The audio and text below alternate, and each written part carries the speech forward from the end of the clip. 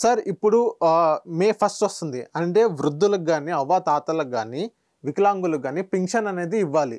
And కొంతమంది pension direct bank ద్వారా ఏస్తారు. ఇంకొంతమంది ఎవరైతే నడవలేని పరిస్థితి ఉన్నాలో వాళ్ళకైతే డైరెక్ట్‌గా ఇంటికొచ్చి ఇస్తాము అని వైసీపీ గవర్నమెంట్ అని ప్రకటించింది. ఇది కరెక్టే అంటారా? ఏప్రిల్ నెల సామాజిక పెన్షన్ల పంపిణీ సందర్భంగా అంటే దానికి సరిగ్గా ఒక 2-3 రోజుల ముందు ఎన్నికల సంఘం గ్రామ వార్డు వాలంటీర్స్ అని సంక్షేమ పథకాల పంపిణీ నుంచి దూరం చేయాలని చెప్పిన ఒక విస్పష్ట నిర్ణయం వెలువరించిన నేపథ్యంలో ప్రత్యామ్నాయ ఏర్పాట్లు చేయడంలో విఫలం చెందిన అధికార వ్యవస్థ అంటే చీఫ్ సెక్రటరీ గారు సిఆర్పిసిఓ గారు మురళీధర్ రెడ్డి గారు వారు వివిధ జిల్లాల కలెక్టర్లతోటి సమీక్షా సమావేశం నిర్వహించిన సందర్భంగా కలెక్టర్లు డోర్ టు డోర్ డెలివరీకి ఆస్కారం ఉంది, మనం ఏర్పాట్లు చేయగలమని చెప్పని చెప్తున్నా కూడా సిఆర్పిసిఓగా ఉన్న మురళీధర్ రెడ్డి గారు దాన్ని అడ్డుకొని అలా కాదు, మీరు గ్రామ సచివాలయాల దగ్గరికే సంక్షేమ పథకాల లబ్ధిదారుని రప్పించి వాళ్ళకి అక్కడ పెన్షన్ పంపిణీ చేయండి అని చెప్పని ఒక నిర్ణయం ప్రకటించడం, దాన్ని చీఫ్ సెక్రటరీ గారు సమర్థించడం. ఇటువంటి నేపథ్యంలో గత ఏప్రిల్ మొదటి వారంలో జరిగిన హంగామా చూసాం మనం. అంటే ఎండలు ముదురుతూ ఉన్నాయి. ఇటువంటి సందర్భంలో వృద్ధులు, ఫిజికలీ డిజేబుల్డ్ వాళ్ళని, బెడ్ రిడెన్ పేషెంట్లని చాలామందిని వాళ్ళని మంచాల మీద పడుకోబెట్టి అంటే వాళ్ళు కదలలేని స్థితిలో ఉన్నవాళ్ళు, వాళ్ళు సచివాలయాలకు వచ్చి పెన్షన్ తీసుకోలేని స్థితిలో ఉన్న వాళ్ళని ప్రతిపక్షాలు ఎలక్షన్ కమిషన్కి ఇచ్చిన ఫిర్యాదు నేపథ్యంలో ఇటువంటి అసౌకర్యం వాళ్ళకి కలిగింది కాబట్టి వాళ్ళు కష్టతరమైన ప్రయాస కోర్చి పెన్షన్ తీసుకోవడానికి వస్తున్నారు అని చెప్పని ఒక ఆర్కెస్ట్రేటెడ్ డ్రామా క్రియేట్ చేస్తూ అధికార పార్టీ సృష్టించిన హంగామా చూసాం మనం.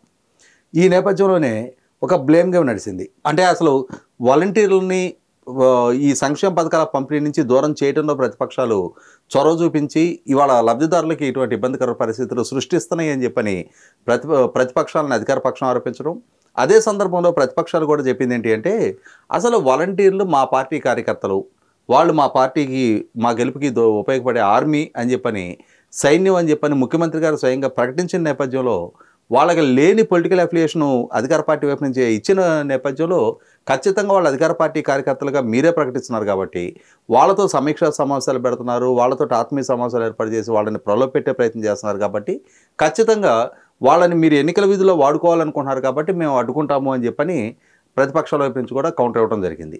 ఇటువంటి సందర్భంలోనే ఈ వాద ప్రతివాదనకు ఆస్కారం లేకుండా మే 1 తారీఖు పెన్షన్ నాటికైనా సరే సక్రమంగా ప్రత్యామ్నాయ ఏర్పాట్లతోటి సంక్షేమ పథకాల లబ్ధిదారులకి, పెన్షన్ లబ్ధిదారులకు ముఖ్యంగా ఆ పెన్షన్ అందించే ఏర్పాట్లు చేయమని చెప్పని వివిధ రాజకీయ పక్షాలు ఎలక్షన్ కమిషన్ కోరటం, ఎలక్షన్ కమిషన్ కూడా ప్రభుత్వాన్ని ఆదేశించడం జరిగింది.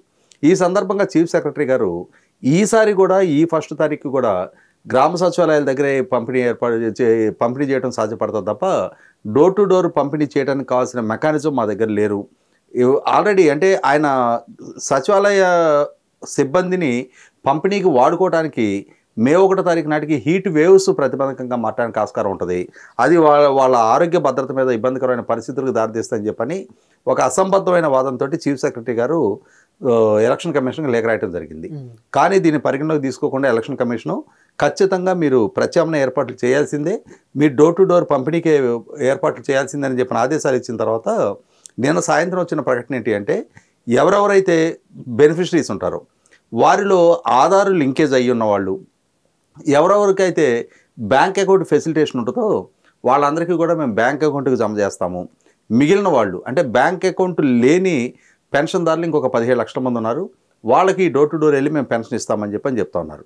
ఇదే సందర్భంలో ఈరోజు ప్రతిపక్ష నాయకుడిగా ఉన్న చంద్రబాబు నాయుడు గారు కూడా అభ్యంతరం వ్యక్తం చేస్తా లేవనెత్తింది ఏంటి అంటే మీరు బ్యాంక్ అకౌంట్కి జమ చేస్తారు కరెక్టే, కానీ వాళ్ళు క్యాష్ విత్డ్రా చేసుకోవాలి అని అంటే ఇవాళ గ్రామ సచివాలయానికి వచ్చి తీసుకుంటేనే అసౌకర్యం కలుగుతుంది అని చెప్పని భావిస్తున్న సందర్భంగా మే 1 వారంలో ఇప్పటికే ఎండల తీవ్రత పెరిగిన నేపథ్యంలో మీరు 17 లక్షల మందికి డోర్ టు డోర్ ఇవ్వడానికి సంసిద్ధత వ్యక్తం చేస్తూ ఉన్నారు.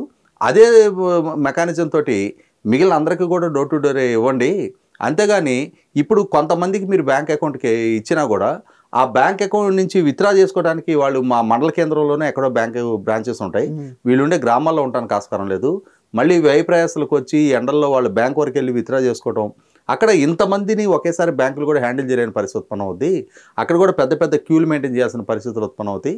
కాబట్టి మీరు వీలైనంత వరకు డోర్ టు డోర్ పంపిణీ చేయడానికే ఏర్పాట్లు చేయమని చెప్పని మేము ఇదే అంశాన్ని పదే పదే ఎలక్షన్ కమిషన్ దృష్టికి మీ దృష్టికి కూడా తీసుకొచ్చాము.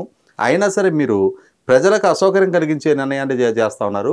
ప్రజలకు అసౌకర్యం కలిగించడం ద్వారా ఆ అసౌకర్యానికి బాధ్యులుగా ప్రతిపక్షాలను చిత్రీకరించి అధికార పార్టీకి పొలిటికల్ మైలేజ్ రప్పించే ప్రయత్నం చేస్తున్నారు. ఇటువంటి సందర్భంలో కోడ్ ఆఫ్ కండక్ట్ అమల్లోకి వచ్చిన తర్వాత మీరు ఈ విధమైన రాజకీయ కార్యకలాపాలకి అధికార పార్టీ నాయకులకి రాజకీయంగా మీరు లబ్ధి చేకూర్చే కార్యక్రమాలకి ఒడిగట్టడం అనేది 100% ఆక్షేపణీయం అని చెప్పని కూడా ప్రతిపక్ష నాయకుడు చీఫ్ సెక్రటరీ గారిని విమర్శించడం జరుగుతూ ఉంది.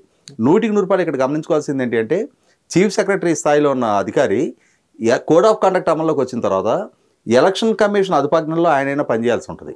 ఎలక్షన్ కమిషన్ ఆదేశాన్ని తూచా తప్పకుండా పాటించి తీరాల్సిన బాధ్యత ఆయన మీద కూడా ఉంటుంది. అటువంటి వ్యక్తి ఎలక్షన్ కమిషను ఒకసారి ఒక స్పష్టమైన ఆదేశం ఇచ్చిన తర్వాత దాన్ని కాంట్రడిక్ట్ చేస్తూ అది సాధ్యం కాదు ఇది సాధ్యం కాదు అని చెప్పని ఎలక్షన్ కమిషన్కి లేఖలు రాయటం అనేది 100% ఆక్షేపణీయం. ఇదే అంశాన్ని నిన్న ఈనాడులో కూడా ప్రస్తావిస్తా కోడ్ ఆఫ్ కండక్ట్ అమల్లోకి వచ్చిన తర్వాత ఎలక్షన్ కమిషన్ కింద చీఫ్ సెక్రటరీ పనిచేస్తున్నారా, చీఫ్ సెక్రటరీ కింద ఎలక్షన్ కమిషన్ పనిచేస్తుందా అనేది ప్రశ్నలు లేవనెత్తడం జరిగింది. నిన్నటి నుంచి ప్రజల్లో కూడా చాలా విస్తృతంగా ఇది చర్చనీయాంశంగా మారింది. ఈ నేపథ్యంలోనే ఎలక్షన్ కమిషన్ కూడా మరింత కఠినంగా ఖచ్చితంగా డోర్ టు డోర్ పంపిణీకి ఏర్పాటు చేయాల్సిందే అని చెప్పిన ఒక ఆదేశాలు ఇచ్చిన తర్వాత ఈ బ్యాంక్ అకౌంట్ ప్రపోజల్ తీసుకొచ్చారు.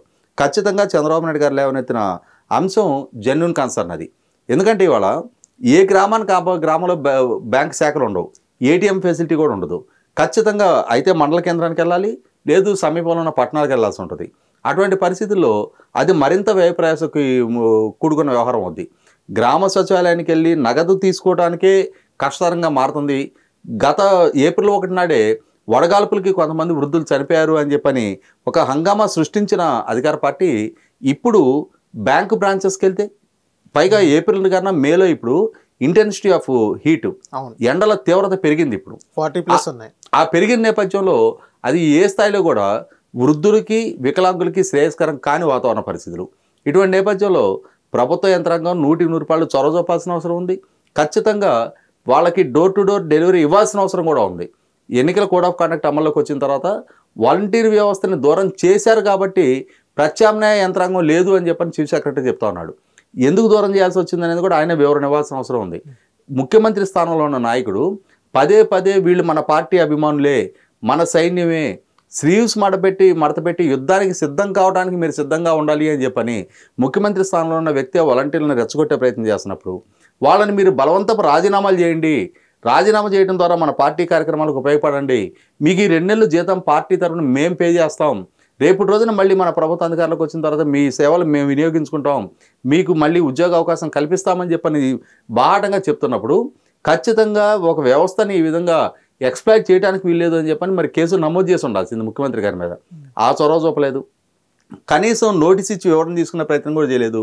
అటువంటి ప్రయత్నం ఏం చేయకుండా ఇవాళ మరొకసారి దీన్ని ఒక ఎమోషనల్ ఇష్యూగా ఫ్లేరప్ చేసి వృద్ధుల్లో వికలాంగుల్లో ఆందోళన చెలరేగే పరిస్థితులు సృష్టించి ఇవాళ వాళ్ళకు ఒక అసౌకర్యం కలిగటం ద్వారా ఈ అసౌకర్యానికి ప్రతిపక్షాలే బాధ్యులు అని చెప్పని తద్వారా ఎమోషనల్గా ఎన్నికల ముందు ఓట్ల పోలరైజేషన్ కోసం ప్రయత్నం చేస్తారనే నేపథ్యంలో చంద్రబాబు నాయుడు గారు అదే అంశాన్ని ప్రస్తావిస్తా ఈ విధమైన అంటే హేతుబద్ధత లేని ఇటువంటి నిర్ణయాల పర్యవసానం వృద్ధుల్లో ఒక అండర్స్ట్ మీరు క్రియేట్ చేస్తున్నారు. ఇది 100% సహించరాంది, క్షమించరాని వ్యవహారం. ఖచ్చితంగా చీఫ్ సెక్రటరీ స్థాయిలో ఉన్న వ్యక్తి బాధ్యతాయుతంగా ఉండాలి.